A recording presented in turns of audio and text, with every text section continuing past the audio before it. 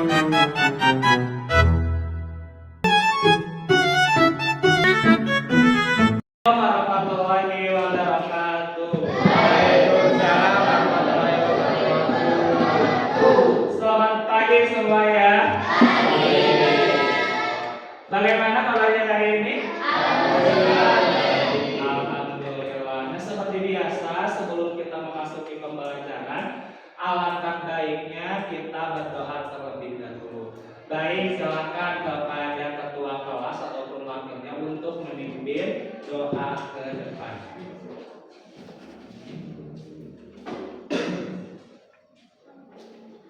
Sebelum belajar, mari kita membaca doa di dalam hati. Baca doa di mana?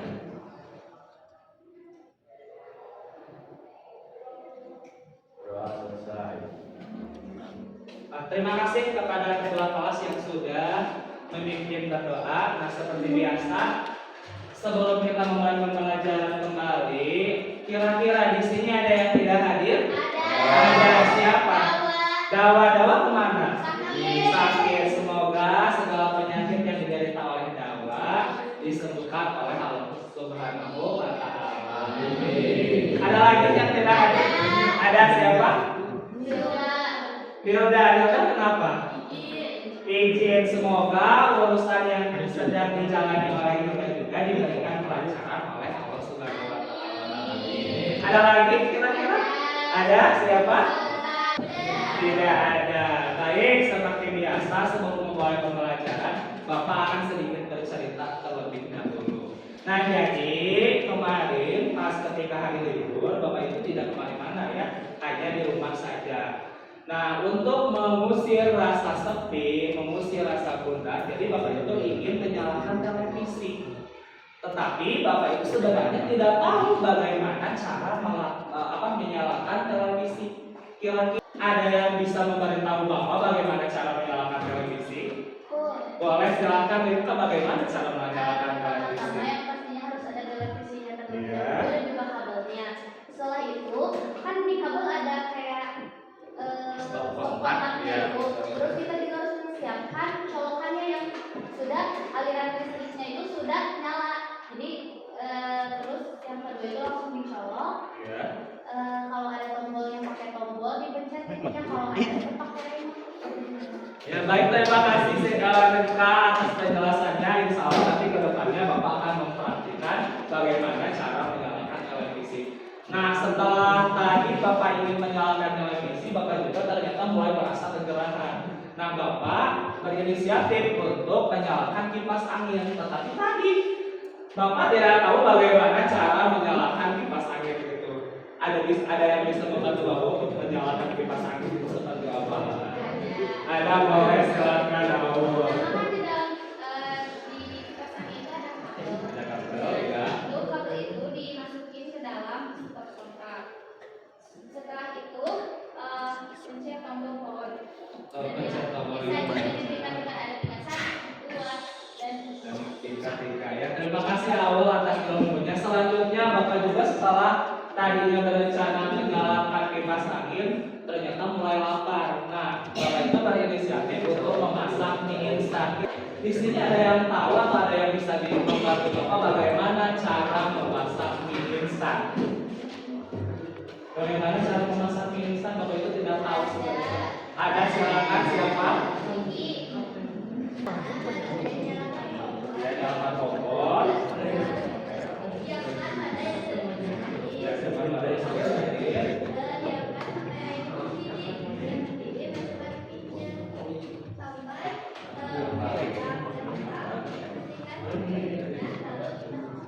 Ya baik, terima kasih Sylvia atas ilmu yang sangat bermanfaat.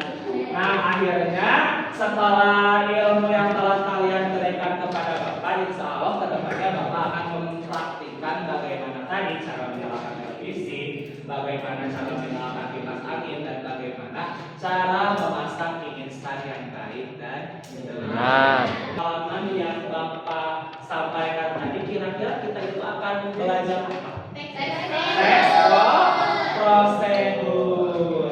Nah, dalam sebuah teks prosedur, tujuan pembelajaran kali ini diharapkan kalian semua itu dapat menyebutkan dan mempraktikkan bahkan menganalisa apa saja yang terdapat dalam sebuah teks prosedur. Nah, kira-kira teks prosedur itu teks yang seperti apa?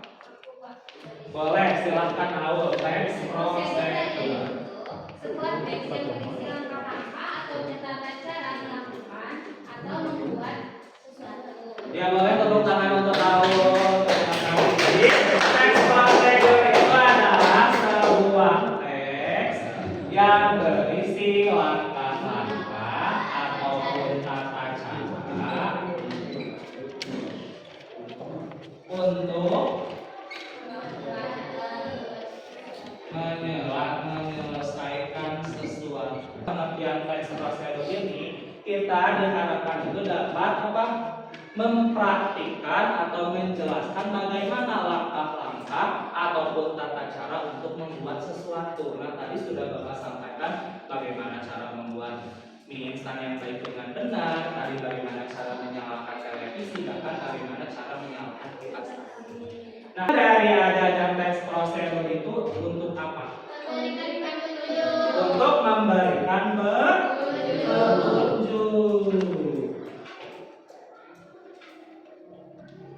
Nah, petunjuk yang terdapat dalam sebuah teks prosedur itu sangat bermanfaat tentunya. Mungkin menurut kita tadi cara menyalakan televisi atau cara menyalakan kipas angin atau cara memasak mie instan itu terdengar sederhana. Tapi bagi mereka yang tidak tahu cara menghidupkan atau menyalakan cara memasak itu sangat berguna sekali. Nah, mungkin kalian juga pernah membaca ataupun pernah melihat sebuah tayangan ataupun buku yang berisi mengenai tata cara menyelesaikan sesuatu. Nah, itu disebut dengan teks prosedur. Nah, itu adalah sebuah teks prosedur itu terdiri dari berapa jenis? Terdiri dari 3 jenis. Yang pertama itu teks prosedur apa? Sederhana. Yang kedua protokol. Yang ketiga kompleks. Nah, jadi di sini ada yang menjelaskan apa itu pengertian dari teks prosedur sederhana. Ada boleh.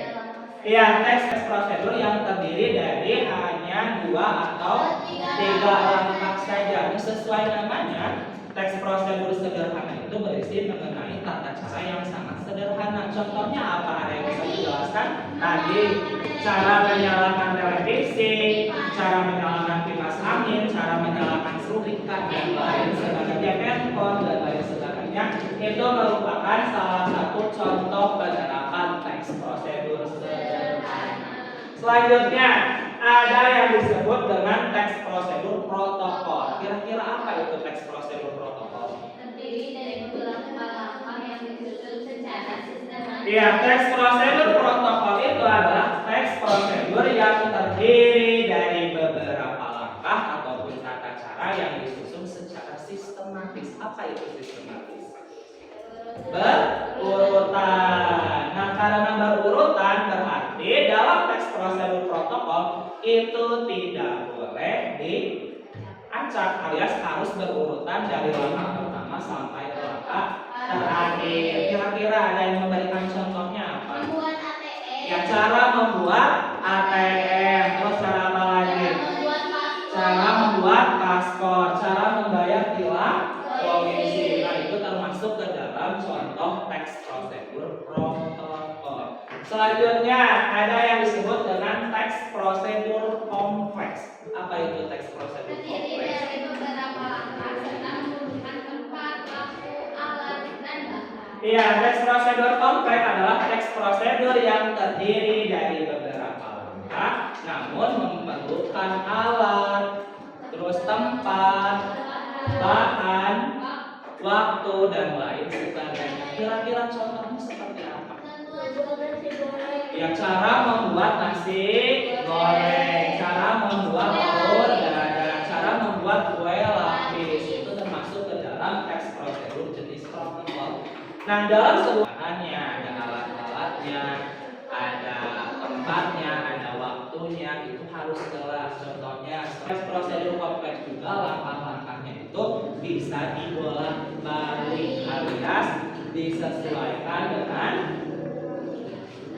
dengan selera atau dengan kebiasaan kalian. Yang penting tujuannya tersampaikan. Nah, itu untuk jenis teks prosedur kompleks. Selanjutnya, kita sudah mengenal apa itu pengertian teks prosedur, tujuan dari adanya teks prosedur, bahkan jenis-jenis dari teks prosedur. Selanjutnya kita akan masuk ke ciri-ciri teks prosedur. Kira-kira apa ciri-ciri yang pertama? Mengandung kata kerja aktif. Mengandung kata kerja aktif. Apa itu kata kerja aktif? Kerja aktif itu adalah kata kerja yang diawali oleh imbuhan me atau be. Contohnya memasak, menggoreng, mengukus, bekerja, belajar, bermain. Itu kata kerja aktif. Nah, sederhananya kata kerja aktif itu adalah sebuah kata kerja yang mengandung sebuah tindakan atau perbuatan, berbeda dengan kata kerja pasif. Nah, kalau kata kerja pasif itu sebaliknya, kata kerja yang memposisikan seseorang itu sebagai korban. Nah, kalau kata kerja aktif itu memposisikan seseorang sebagai pelaku. Contohnya kalau kata kerja pasif, tergoreng, termasak, tertulis, terjatuh, dan lain sebagainya. Selanjutnya yang kedua itu apa kira-kira? Bersifat universal. Bersifat universal. Apa itu universal? Setiap orang dapat memahaminya. Iya, teks prosedur itu bersifat universal alias menyeluruh dalam artian bahwa siapapun ataupun setiap orang itu bisa mengikutinya berdasarkan tadi langkah-langkah yang sudah dijelaskan. Selanjutnya yang ketiga, Mengandung tahapan atau urutan kegiatan. mengandung tahapan atau urutan kegiatan. Nah, sesuai namanya, teks prosedur itu adalah sebuah teks yang mengandung langkah-langkah ataupun tata cara. Yang sudah sewajarnya bahwasanya sebuah teks prosedur itu pasti mengandung tahapan, urutan ataupun langkah-langkah yang dijelaskan dari awal sampai akhir. Selanjutnya apa? Penggunaan kata keterangan. Tambahkan kata keterangan atau dalam bahasa Indonesia kata keterangan itu disebut dengan adverbial. Nah, selanjutnya ciri daripada teks prosedur itu adalah mengandung sebuah kata keterangan atau adverbial. Contohnya itu bisa menyatakan waktu, tempat, dan ukuran. Contohnya yang kata keterangan yang menyatakan adanya waktu. Contohnya apa? Berapa menit, misalkan kukus kue tersebut selama 5 menit. Nah, kalau keterangan yang menyatakan tempat apa? Tuangkan 2 butir telur ke dalam wadah atau mangkuk. Selanjutnya kata adverbial atau kata keterangan yang menyatakan ukuran. Contohnya apa?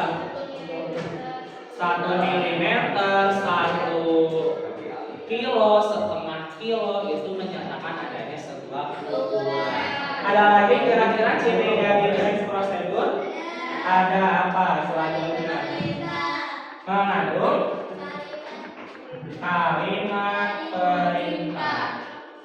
Perintah dalam bahasa itu disebut dengan kalimat imperatif. Nah, karena adanya sebuah perintah, sudah sewajarnya atau sudah selayaknya kalimat tersebut diakhiri dengan tanda seru. Contohnya apa kalimat perintah? Tuangkan minyak ke dalam wajan, masukkan air ke dalam toples, atau misalkan apa? Taburkan garam secukupnya. Itu adalah kalimat perintah. Ada lagi ciri-cirinya? Menggunakan konjungsi. Apa itu konjungsi? Kata sambung. Nah, contoh daripada konjungsi itu apa?